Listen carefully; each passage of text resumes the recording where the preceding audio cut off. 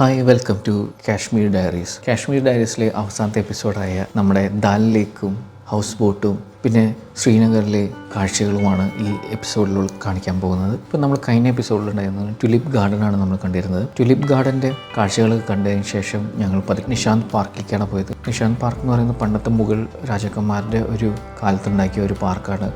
സെൻട്രിൽ കൂടെ നല്ലൊരു വെള്ളച്ചാട്ടവും രണ്ട് സൈഡിലും നല്ലൊരു ഗാർഡനും അത് ദാൽ ലേക്കിലേക്ക് ഫേസ് ചെയ്തിരിക്കുന്ന ഒരു പാർക്കാണ്. അപ്പോൾ അവിടെ ഞങ്ങൾ കുറച്ച് നേരം ടൈം സ്പെൻഡ് ചെയ്തു.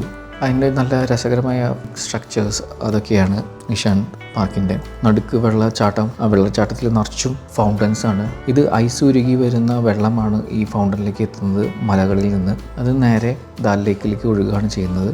നല്ല രസമായിട്ടാണ് അറേഞ്ച് ചെയ്ത് വെച്ചിരിക്കുന്നത്. നല്ല ഭംഗിയാണ് ആ ഗാർഡൻ കാണാൻ. ആ ഗാർഡൻ്റെ കാഴ്ചകളൊക്കെ എല്ലാം കണ്ടു കഴിഞ്ഞ് ഞങ്ങൾ പതുക്കെ ഷോപ്പിങ്ങിന് വേണ്ടിയിട്ടാണ് ഇറങ്ങിയത്. അപ്പോൾ നമ്മുടെ ഡ്രൈവർ ഷോപ്പിംഗ് ചെയ്യാൻ വേണ്ടിയിട്ട് നമ്മൾ ഗവൺമെൻറ് ഔട്ട്ലെറ്റ്സിൻ്റെ അവിടേക്ക് പോയി. അപ്പോൾ ആൾ പറഞ്ഞു ഗവൺമെൻറ് ഔട്ട്ലെറ്റ്സിലാണ് ഏറ്റവും റേറ്റ് കുറവ്. ആദ്യം ആൾ വണ്ടി ഒരു സ്ഥലത്തേക്ക് എടുത്തപ്പോൾ തന്നെ ആൾക്കൊരു ഇൻഫോർമേഷൻ, ഒരു കോൾ വന്നു. അവിടെ മിലിറ്റൻസായിട്ട് ഒരു വെടിവെപ്പൊക്കെ ഗൺഷോട്ടൊക്കെ നടന്ന ഒരാൾക്ക് വെടിയുണ്ട്, അങ്ങനെ കുറച്ച് ഇഷ്യൂസ് നടക്കുന്നതായിട്ട് കേട്ടു.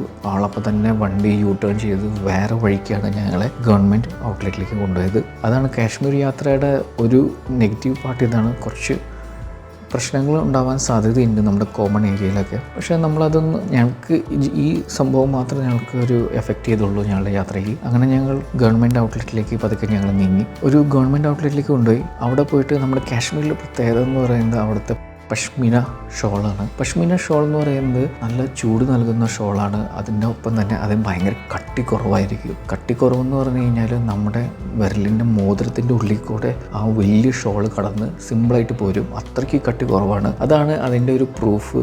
അത് പഷ്മിന ഷോളാണെന്ന രീതിയിൽ നമ്മൾ ടെസ്റ്റ് ചെയ്യുമ്പോൾ അവിടെ കുറേ ഡ്യൂപ്ലിക്കേറ്റ് ഷോൾസ് നമുക്ക് അവൈലബിൾ ആണ്. പക്ഷേ ഇത് ശരിക്കുള്ള പഷ്മിന ഷോൾ അത്രയ്ക്ക് തിന്നാണ്, നന്നായിട്ട് ചൂട് നൽകും. അത് കൃത്യം ഒരു മോതിരത്തിൻ്റെ ഉള്ളിൽ കൂടെ കടന്നു പോരുകയും ചെയ്യും. ഞങ്ങൾ ഗവൺമെൻറ് ഔട്ട്ലെറ്റിൽ പോയി. അവിടെ ചെന്നപ്പോൾ പഷ്മീന ഷോളിന് ഏറ്റവും കുറഞ്ഞത് 1200, 1500ഒക്കെയാണ്. ഞങ്ങൾ ആദ്യം വിചാരിച്ചു അത് കുറച്ച് റേറ്റ് കൂടുതലല്ലേ എന്ന രീതിയിൽ നമ്മൾ വെയിറ്റ് ചെയ്തു. സ്റ്റിൽ ഞങ്ങൾ അവിടെ നിന്ന് തന്നെ മേടിച്ചു. എല്ലാം ഞങ്ങളുടെ റിലേറ്റീവ്സിനും പിന്നെ എൻ്റെ ചേച്ചിക്കും അങ്ങനെ എല്ലാവർക്കും ഞങ്ങൾ കുറച്ച് ഷോൾസൊക്കെ മേടിച്ചു, കുറച്ച് ഡ്രസ്സൊക്കെ മേടിച്ചിട്ട് അവിടെ നിന്ന് ഇറങ്ങിയത്. പിന്നെ ഞങ്ങൾ നേരെ പോയത് ദാൽ ലേക്കിലേക്കാണ്. ദാൽ ലേക്ക് ഞങ്ങൾക്ക് ഒരു ബോട്ട് ഓൾറെഡി സെറ്റ് ചെയ്ത് വെച്ചിട്ടുണ്ടായിരുന്നു. അപ്പോൾ ഞങ്ങളുടെ ഡ്രൈവർ ഞങ്ങളുടെ ലഗേജും എല്ലാം കൂടിയിട്ട് ദാൽ ലേക്കിലെ ആ വഞ്ചിയിൽ കയറ്റി. അങ്ങനെ ഞങ്ങൾ ദാലിലേക്ക് യാത്ര തുടങ്ങി. ആദ്യം തന്നെ ഫ്ലോട്ടിംഗ് മാർക്കറ്റിൻ്റെ ആ ഭാഗത്തേക്കാണ് പോയിക്കൊണ്ടിരുന്നത്. വൈകുന്നേരം സമയമാണ്, 6 മണി സമയമാണ്. ആ സമയത്ത് ശരിക്കും പറഞ്ഞു കഴിഞ്ഞാൽ നോമ്പ് സമയമായിരുന്നു. അപ്പോൾ ഞങ്ങളുടെ വഞ്ചി തുഴയുന്ന പയ്യനൊക്കെ നോമ്പ് എടുത്തിരിക്കുകയായിരുന്നു. നമ്മൾ ഈ ദാലിലേക്കിൽ ഇങ്ങനെ പോയിക്കൊണ്ടിരിക്കുന്ന സമയത്ത് കുറേ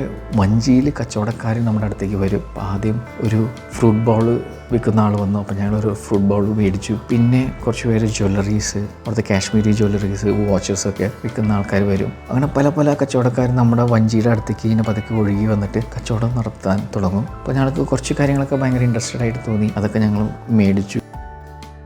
ഗ്രാജുവലി ഈ വഞ്ചി പിന്നെ കടന്നു പോകുന്നത് ഒരു കൃഷി തോട്ടമാണ്. ഫ്ലോട്ടിംഗ് ഫാമിങ്ങിൻ്റെ ഭാഗത്തോടെയാണ് പോയത്. അവിടെ ഇനി വെള്ളത്തിന് മുകളിൽ കൃഷി ചെയ്തിരിക്കുന്ന ഒരു സെറ്റപ്പ് നമുക്ക് കാണാൻ സാധിക്കും. അതിൻ്റെ ഫ്രണ്ടിൽ കൂടെയാണ് അവർ കൊണ്ടുപോകുന്നത്. അതൊക്കെ ഞങ്ങൾ കണ്ടു. അത് കഴിഞ്ഞിട്ട് പിന്നെ നമ്മൾ ഫ്ലോട്ടിംഗ് മാർക്കറ്റിലേക്ക് പോയി.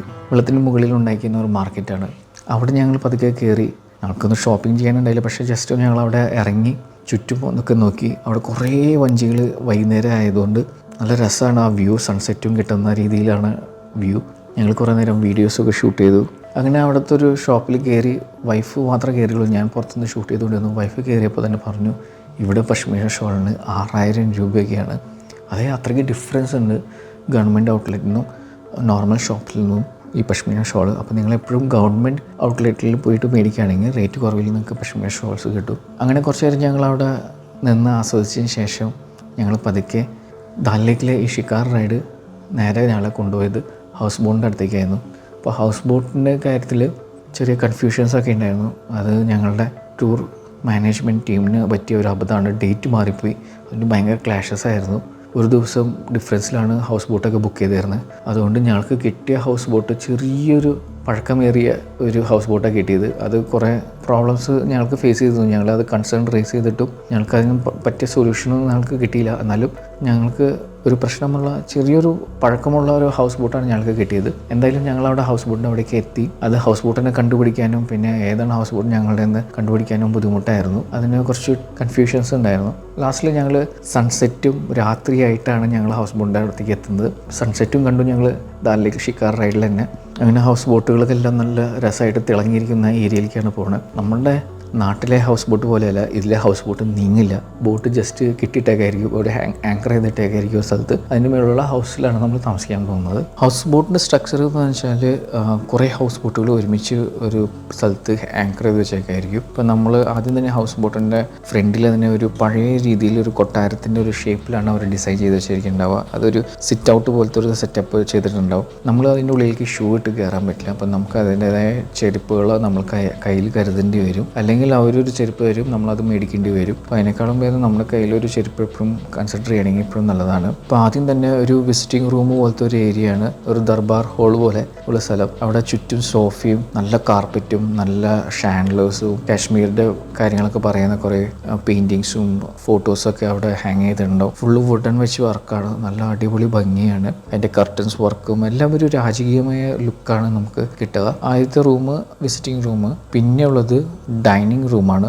ഡൈനിങ് റൂം എന്ന് പറയുന്നത് ഓപ്ഷൻ, അവിടെ പാത്രങ്ങളും ഇരിക്കുന്നുണ്ടാവും, ഒരു ഡൈനിങ് ടേബിൾ ഉണ്ടാവും, ചുറ്റും നല്ല കസാരകളെല്ലാം രാജകീയമായ ലുക്കുള്ള കസാരകളായിരിക്കും, നല്ലൊരു ഷാൻഡ്ലേഴ്സ് ഉണ്ടാവും. ഡൈനിങ് റൂമിൻ്റെ അവിടെ നിന്ന് നമുക്ക് സൈഡിൽ കൂടെ ലെഫ്റ്റ് ചേർന്ന് 3 ബെഡ്റൂമാണുള്ളത്. ഞങ്ങൾ 3 ഫാമിലി ആയിരുന്നു. ആ നടന്നു പോകുന്ന വഴി ഭയങ്കര ചെറിയൊരു വഴിയായിരിക്കും. അങ്ങനെ 3 ബെഡ്റൂം. ആ 3 ബെഡ്റൂം പോകുന്ന ഇടയിൽ ഒരു ലെഫ്റ്റ് സൈഡിലൊരു വാതിലുണ്ടാവും. ആ വാതിൽ ശരിക്കും പറഞ്ഞാൽ മറ്റു ഹൗസ് ബോട്ടിലേക്ക് കണക്ട് ചെയ്യാൻ വേണ്ടിയിട്ട് കൂടിയാണ്. അപ്പോൾ നമ്മുടെ ഷെഫും കെയർ ടേക്കറും ശരിക്കും പറഞ്ഞാൽ വേറെ സ്ഥലത്തായിരിക്കും താമസിക്കുക. ആള് ഭക്ഷണവും കാര്യങ്ങളൊക്കെ അവിടെ നിന്നായിരിക്കും, ഒരു കോമൺ ഏരിയയിലാണ് കുക്ക് ചെയ്യണേ. അവിടെ നിന്ന് നമ്മുടെ ഹൗസ് ബോട്ടിൽ കൊണ്ടുവരികയാണ് ചെയ്യുക. നല്ല സൗകര്യമുള്ള ബെഡ്റൂമായിരുന്നു. 2 ബെഡ് ഉണ്ടാവും, ഒരു ക്വീൻ സൈസ് ബെഡും ഒരു ഡബിൾ കോട്ട് ബെഡും ആയിരുന്നു ഒരു റൂമിലുണ്ടായിരുന്നു. ഫുൾ കാർപ്പറ്റഡ് ആയിരിക്കും, നല്ല കർട്ടൺ വർക്കും നല്ല ലൈറ്റപ്പ് ഒക്കെ ചെയ്തിട്ടുണ്ട്. അങ്ങനെ നമുക്ക് ഡിന്നർ സെറ്റ് ചെയ്തിരുന്നു. നല്ല ചിക്കൻ കറിയും ചപ്പാത്തിയുമായിരുന്നു ആള് ഡിന്നർ സെറ്റ് ചെയ്തിരുന്നത്. അപ്പോൾ നമ്മളത് മുൻകൂട്ടി ചോദിച്ചിട്ടുണ്ടായിരുന്നു. അപ്പോൾ നമ്മൾ നോൺ വെജ് പറഞ്ഞിരുന്നത്. അപ്പോൾ റൈസും ചപ്പാത്തിയും ചിക്കൻ കറിയായിരുന്നു. അങ്ങനെ ഞങ്ങൾ പിള്ളേരെല്ലാവരും കൂടിയിട്ട് അവിടെ ഇരുന്ന് ഭക്ഷണം കഴിച്ചു.